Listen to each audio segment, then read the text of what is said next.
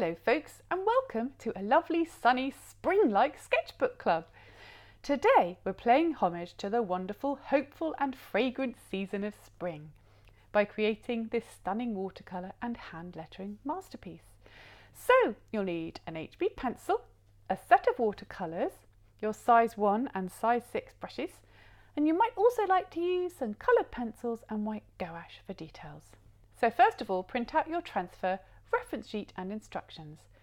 Then, as per the instructions, draw over your chosen lettering pieces and then transfer them to your page using a lead pencil on the reverse. Now start to paint your lettering pieces using watercolours.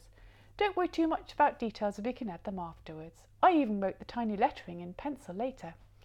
Next, start to transfer your bunnies and birds. I placed one side and then one the other to make a symmetrical composition. Watercolours can be added in layers or simply as a base for colour pencil later, like the definition on the rabbits. For the leaves and flowers, try going straight to paint, but if you're nervous, draw them in really pale with pencil first, and don't forget to continually refer to the reference sheet as there are some really gorgeous flowers and leaves on there to copy.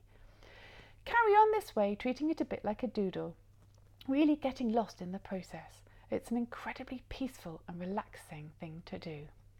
Once the paint is dry, you might like to add some details like these little dots on the lettering and some white highlights using your size 1 brush. For the white highlights, my tip is to make sure the brush is laden with paint but still has a sharp point, and to make little sweeping strokes. They look really great as flower and leaf highlights too. Finally, and this is completely optional, you might like to add further finishing touches using your coloured pencils.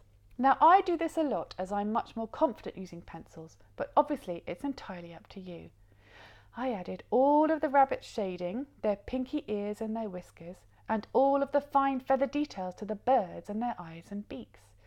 I also added dark green lines in some of the leaves, and a few extra petals and brighter flower details too.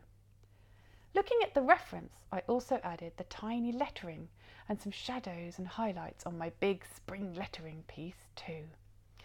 You'll know when you've finished, and when you have, I think you'll agree that it is quite a masterpiece. Everybody's spring paintings were so different in my studio sketchbook club. This really is a make it your own module, and I'm sure yours will be just fabulous. I think you'll agree it makes a wonderful addition to your sketchbook. Or you might like to paint it on A3 paper and frame it like I've done. I cannot wait to see your own tributes to spring and all your bunnies and flowers. So do please share your masterpieces using the hashtag SketchbookClubSpring. I can't wait to see them.